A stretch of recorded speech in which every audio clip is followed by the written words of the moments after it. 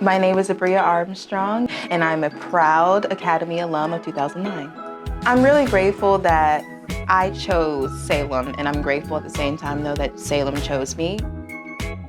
One of the things that makes Salem special is the diversity in terms of the origin of students, right? And so when you are in a classroom, you could have a girl from almost every continent in that room. It allows us to each discover ourselves through each other, right?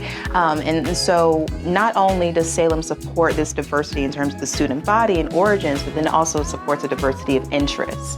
And so no matter what your thing is, whether you want to be a scientist and cure cancer, or you want to build robots and be an engineer, or you want to be an art professor, or you want to be a full-time creative, there's space and intentionality for each of those. And Salem not only encourages you to develop them in a basic sense, but they want you to be the best at it. I just remember being a senior and just looking at all of my classmates and just seeing how many awards they were getting for some of the things that we felt like was so typical because we were all so exceptional. But once we took those skills out into the world, we really discovered how Salem had refined us and honed us in the way that, I think a jeweler does diamonds.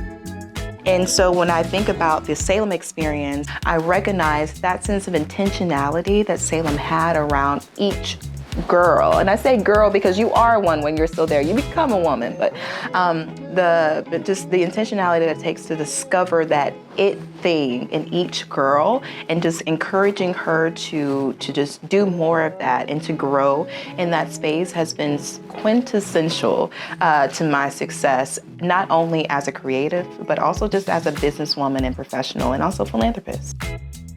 So some of us are certainly liberal arts majors, but a lot of us are STEM majors. And I can think about our class valedictorian, for example, and she's literally over at A'09 Health curing cancer, right? And we've got other ones who are also art professors. And then you have me who was an executive director, and we're only in our early 30s. So I've just really been impressed by the cohort of women that Salem has allowed me to know, and how that sense of sisterhood and camaraderie and understanding that each of our unique skill sets is complementary to each other rather than competition has served me so well, especially in business. And I'm grateful that Salem taught me that.